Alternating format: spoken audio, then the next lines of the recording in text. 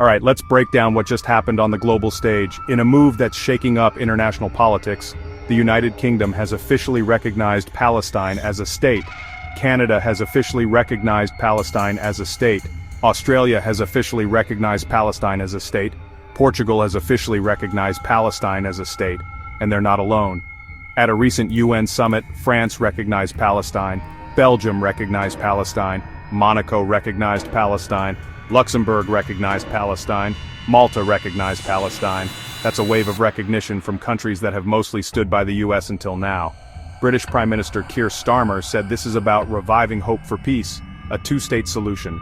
France's President Macron called recognition the only solution that will allow Israel to live in peace. So what does this mean in practice?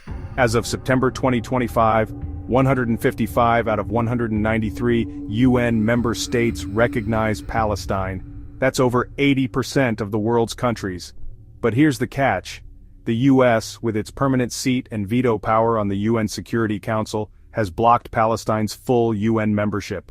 That means even with all this recognition, Palestine still doesn't get an official seat at the UN table, and the recognition isn't unconditional.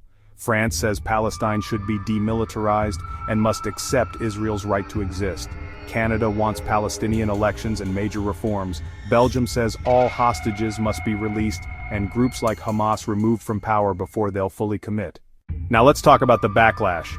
Israeli Prime Minister Netanyahu, with strong US backing, called the move a huge reward to terror and said, "A Palestinian state will not be established west of the Jordan. There are even talks in Israel about annexing more of the West Bank." Reports say the US, even the Trump administration, has privately warned Israel against that. Dozens of world leaders gathered at the UN to push for a two-state solution. The United States boycotted the summit. Israel boycotted the summit. Palestinian officials weren't even allowed to attend. So, will this recognition stand? It's mostly symbolic for now. It sends a message that the world is shifting, but without US support, there's no practical path to statehood or a seat at the UN. Still, it's a big signal, and maybe, just maybe, it's the start of something bigger. What do you think? Is this just symbolism or the beginning of real change? Let me know in the comments.